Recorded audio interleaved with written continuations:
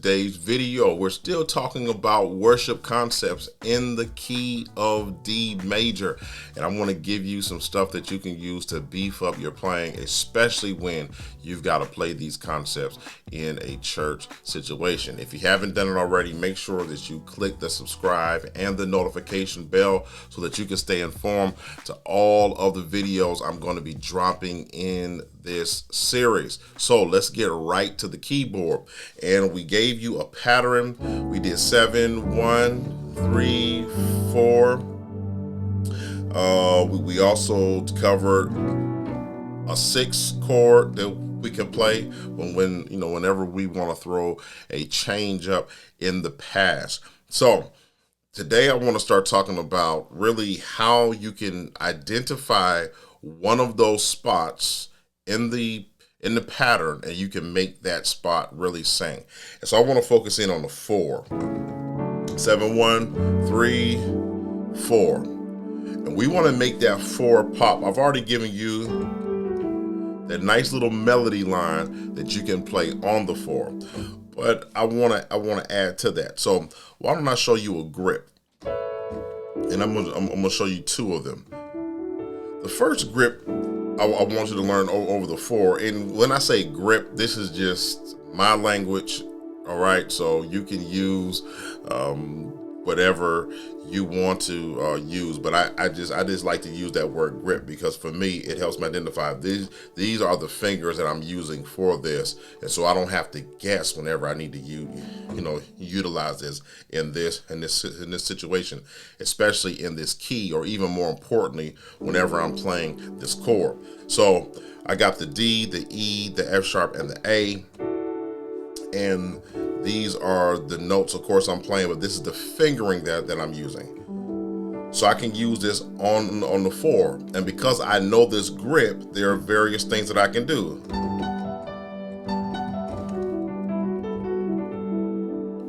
So now I can play those exact notes in any sort of pattern.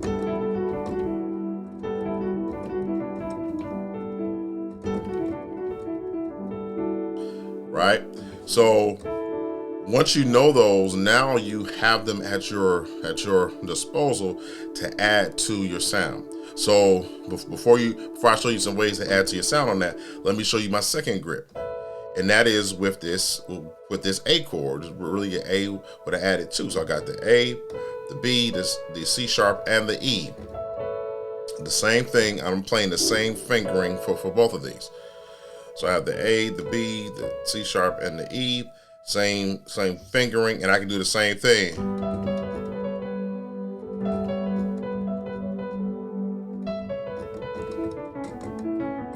So all I'm doing is I'm just playing these in various octaves. So, and I can play that over the 4. All right. So now the next step to this is, once I identify these 2 grips, now I want to play these notes together. So I'll play 7 1 3. I play the second grip to the first grip. I did E, C sharp, B, A, F sharp, E, D. So so that becomes something nice that I can play over the 4. And all I'm doing is just using this first grip, coming into the 3 notes on the second grip. And I'm just putting those 2 together, and it's giving me a nice bed of sound. So maybe the first time that I played it past, I'm just playing it straight. Third time through,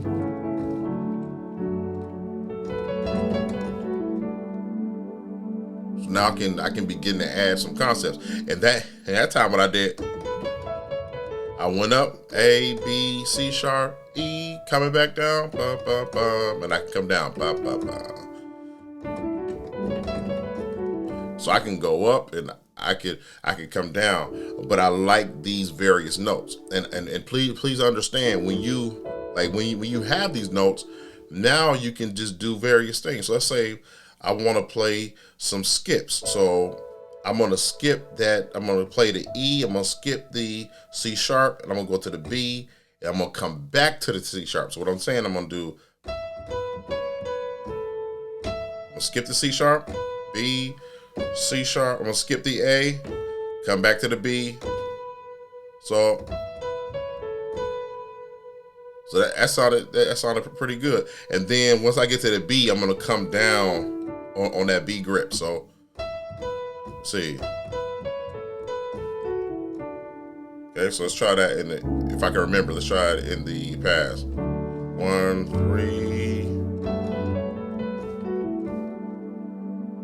And it becomes a nice way for you to add some life to that 4 chord. Let me give you something else that you're able to do. So one of the things that I really love to do is play stuff like this.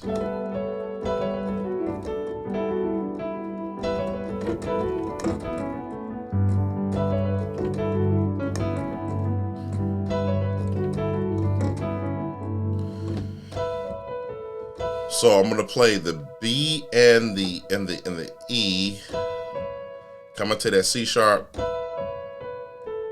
coming down to the A. So ba da da da. That's just a nice. And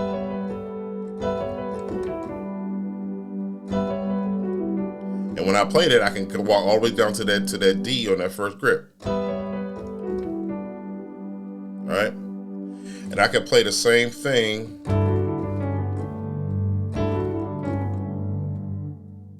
See, on the first grip, I can play the E and the A, going to the F sharp, da da da,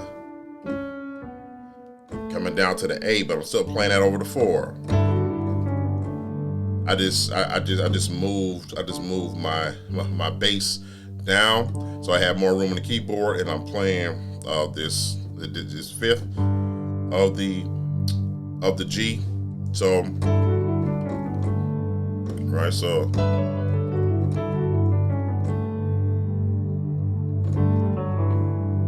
okay, so I can begin to stack these concepts. Because what I did to end it, I played the first little melodic line I told you. So we did.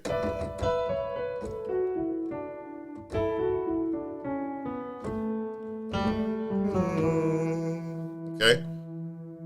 So I can begin to just do various things. I can play various skips. I can do this nice little pentatonic flair, if you want to call it that. But it's just a way for me to add endless movement and possibility to that 4 chord. 7, 1, 3, 4, 3, 4, 7, 1, 3. Okay. On that one, I basically did the same type of thing, but I just held the A up top, use the E as a grace note to the F sharp, and I'm moving that with that A staying constant. F sharp, E, D, E. So something like that sounds nice on that 4 too.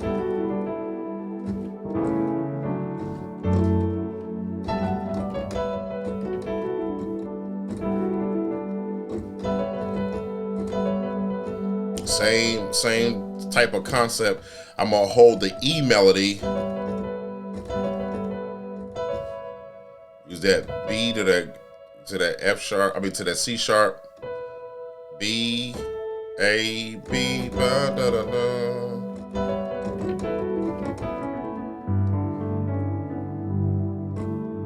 Okay, so those are just a few concepts that you're able to play with, but it all started out with what I call those 2 grips, and just having a sense of playing those grips gives you endless possibilities. So there's so much that you're able to do. Remember, the first grip was here, and the second grip was here. We used those grips to like create little lines. We said that we can skip notes, and it'll sound good. And we're incorporating this over the 4. But to be honest, you can play with those same 2 grips, not just over the 4, but you can play with them over the 6. You can also play with those same grips over the 1 as well, and you can get some interesting sounds, right? So I'm gonna go ahead and I'm gonna stop the video there because we can get into a conversation all day.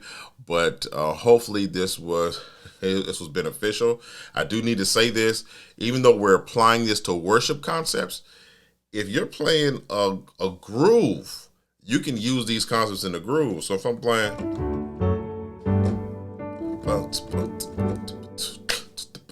so groove like that.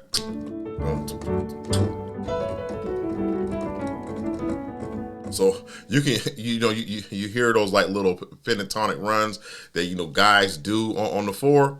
So please understand, this isn't just like worship that you can apply that to. You can apply that to your grooves as well. So if you haven't subscribed yet, make sure you do that. Click the notification bell. I got at least 3 more videos coming in this series where we're going to bust out some worship concepts.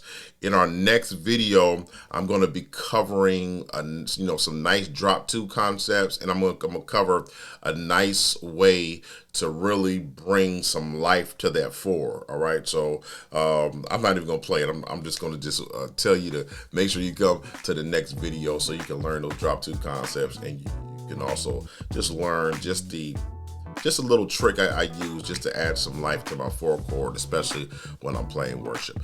All right, this is Daryl Cook. Thanks so much for tuning in. I can't wait to see you in the next video. Until then, take care of yourself. Bye-bye now.